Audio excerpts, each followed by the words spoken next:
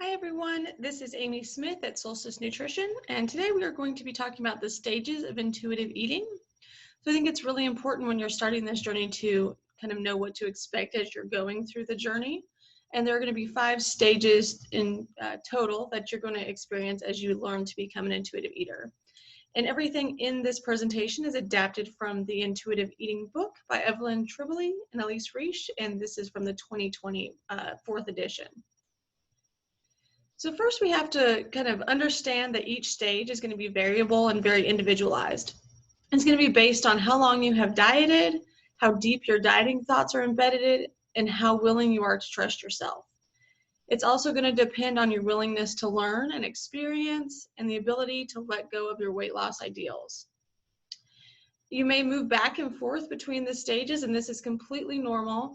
Do not consider any type of backsliding or a lack of progress. It's just part of the journey. And you're going to experience some new behaviors and thoughts that are going to be uncomfortable during this journey, and that's completely normal. And it's also extremely important to remember that intuitive eating is not a diet. So the progress is going to look much different than when you are usually dieting or how you experience the feelings that you go through when you're dieting. So this is from the book. I just really wanted to add it. So our goal is to help you find the richest life you can, regardless of your size or shape, and to help you focus on the behaviors that have kept you from feeling the best you can, both physically and emotionally.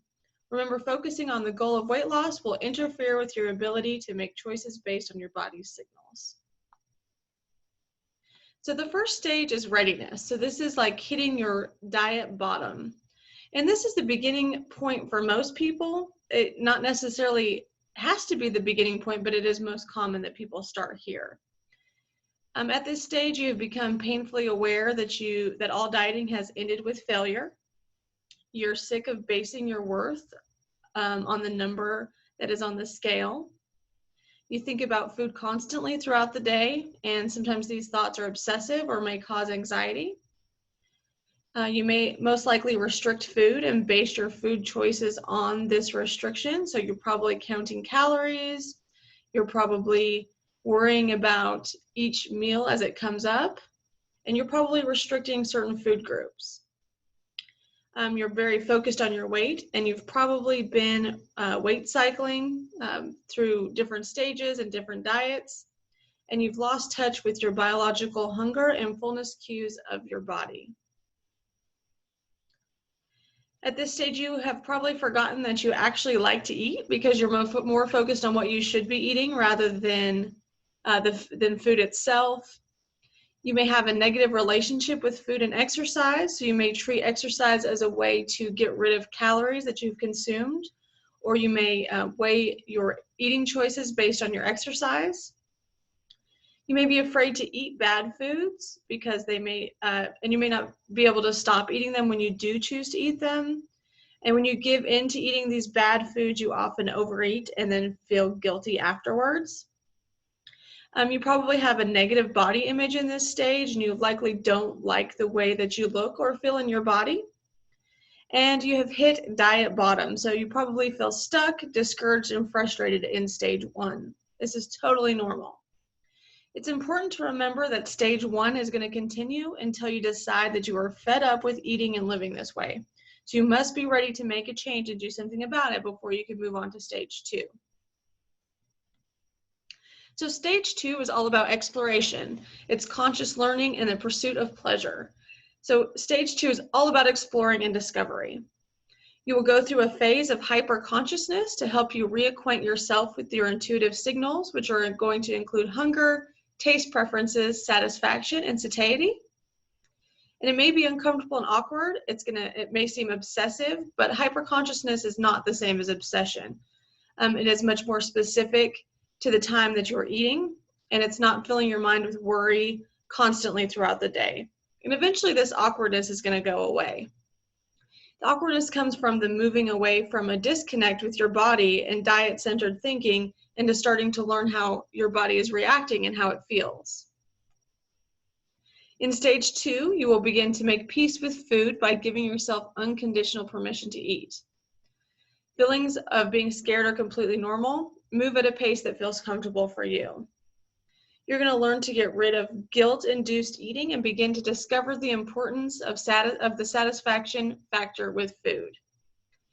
As you begin to find satisfaction in eating, you will think less about food when you are not hungry. So this is going to be very different for people that are obsessing about food all day long. You'll begin to have foods that you haven't had in a long time because you're now going to give yourself permission to have them. You may find that those forbidden foods aren't really as good as you remember them being. And this is totally normal. You will learn to honor your hunger and listen to your body's signals, as well as separate biological cues from your emotions. So this is really important for those of us that are emotional eaters. Also in the exploration stage, you may find that you are eating more quantities of food than your body needs. It's going to be very difficult to respect your fullness at this exploration stage. You're going to need to explore how much food you have to eat to satisfy your palate, and also start to pay attention to when you're full or when you have overeaten. You have to develop trust with food and know that it's okay to eat. If you've been using food to deal with emotions, you will start to feel these feelings again, and this may be very difficult to someone who's been suppressing those emotions with food. And this is a great time if you're feeling overwhelmed with those emotions to reach out and get a therapist, or reach out to a mental health professional if you feel like you need to deal with those feelings, because we're learning new coping mechanisms at this stage. It is unlikely that the way you eat during this stage will be the pattern that you will establish or want for a lifetime. So we're just exploring things in this stage. This isn't the forever way of eating. It is normal and expected to feel kind of off kilter and off your game during this stage. Your body's changing, your food patterns are changing, and it may feel different to you, and that's just temporary. So it's important to be kind to yourself. You're making it for years of deprivation, negative self-talk, and guilt around food. You're rebuilding, and that's going to take a lot of time and patience with yourself. So please, please be kind to yourself. So stage 3 is called crystallization. So in this stage, you will begin to experience the intuitive eating that has been buried deep down for a long time behind dieting. So we're born to be intuitive eaters, and that gets suppressed by dieting mentality and social media and societal ideals. So we know how to be an intuitive eater. We have to just dig down deep in there to find it. The ideas and experiences that you've had in stages 1 and 2 are beginning to feel more like solid behaviors. They're not going to feel so awkward or strange to you anymore. In stage 3, obsessive thoughts about food are going to be subsided. You're not going to be obsessing about them all day long. Your decisions about food choices and eating don't require as much thought as they used to, but instead it may come more intuitively based on your biological signals. In stage 3, you've gained trust in your biological signals and your ability to choose what you want to eat. You honor your hunger and you continue to make peace with food. In stage 3, it's going to be new in this stage, but it's going to be easier to take a time out while eating to gauge your fullness. So while you're eating your meal, you're going to be able to be in touch with the signals of your body and gauge how full you are. You will learn to respect the feeling of being full, but you might still eat beyond fullness sometimes. This is normal. You're still trying to learn your body's cues and signals. Forbidden foods may still be your primary choice, but you will not need as much of them to be satisfied. They're not restricted. They're not forbidden anymore. So you won't need as much of it or feel like you overeat them when you allow yourself to have them. If you were an emotionally charged eater, you will be getting better at separating your biological signals and your emotional triggers.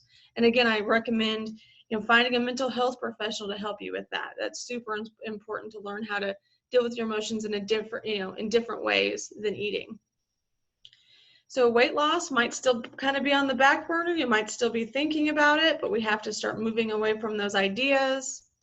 A sense of well-being and empowerment is starting to form. You're starting to feel less helpless and less hopeless, and you're starting to respect your body more. Stage 4, the intuitive eater is starting to awaken. So all the work that you've been doing is coming together. It's more comfortable, and it's a free-flowing style rather than being forced. You're consistently choosing what you really want to eat when you are hungry. knowing that you can have more food whenever you want to, so it makes it easier to stop eating when you're full. You no longer need to prove to yourself that you can have forbidden foods. You know the foods will be there when you want them, and so they have lost their alluring quality. When you choose foods that you used to restrict, they will bring pleasure and not guilt. In stage 4, you're going to be less afraid to experience emotions that used to trigger you to eat, because you're using alternative coping mechanisms, and those are going to come more naturally. In stage 4, self-talk and food talk is going to be positive and non-critical. This is going to be a huge change for a lot of us. Your peace pact with food is firmly established, and you will have released any conflict or leftover guilt about food choices that you have been carrying around. And you have stopped making any disrespectful comments about your body. You accept your body shape and size, and you know that your value is much more than a number on the scale. So before we move on to stage 5, I just wanted to make a note about food security in oppressive states. So intuitive eating is a privilege that cannot be felt by those who don't have food security. And the picture that is on here is from Ellen Satters, and it's the hierarchy of food needs. It's based on Maslow's hierarchy of needs. And I just wanted to point out that in order to be an intuitive eater, you have to have met all of these food needs. So the bottom of the pyramid is having enough food. So if we don't have food security and we're not getting enough food, we can't move on to the next category, which is choosing preferred foods or familiar foods. Once that level is met, you can move to the next one, which is having reliable access to food. So if you are unable to know that you're going to have the next meal available, we can't move on to choosing foods that taste good to us. In the second to the top category, they were choosing novel foods. These are going to be foods that you would maybe splurge on at the grocery store, things that are beyond just your basic requirements of foods. And then the top is your instrumental food. So this is when you can go pick out whatever you want to eat at the grocery store. You have access to any of the fruits and vegetables that you may want. You have no issues with getting meats or dairy. So I just wanted to point that out. That's extremely important to recognize, is that if you're struggling to know where your next meal is coming from or meeting these food needs, you're not going to be able to become an intuitive eater. If that's something that you're struggling with, please reach out and I can give you some resources. There's a lot of things that I can send your way that can give you some more information on meeting your food needs. And those of us that are privileged enough to not live in a food desert don't really know what it's like to not have enough food. And so that's a privilege that I just wanted to point out there. Also, intuitive eating work does nothing to get rid of any kind of oppressive forces. So these are going to, that occur at the systemic level. So this is going to include racism, anti-Semitism, transphobia, homophobia, ableism, poverty, classism, or weight stigma.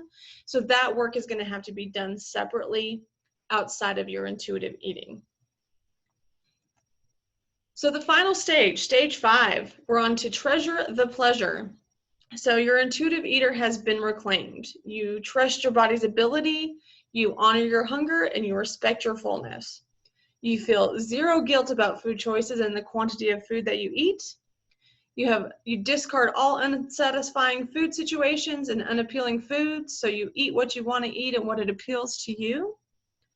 Food is no longer a coping mechanism, so how freeing is that? Because your eating style has become a source of pleasure rather than affliction, you will experience nutrition and movement in a totally different way. Exercise will not feel like a burden, and joyful movement will be enticing. Your concerns about weight will have diminished, and you are released from the hold of diet culture and the burden of dieting. So this is empowerment and freedom at the end. So if you have any questions, please let me know. This is just kind of an overview of the stages that you'll be going through as you learn to become an intuitive eater. I've left some references there to check out the hierarchy of food needs if you're interested, and of course the book of intuitive eating that all of this is coming from. So please send me an email if you have any questions, or let me know on Facebook. Thank you.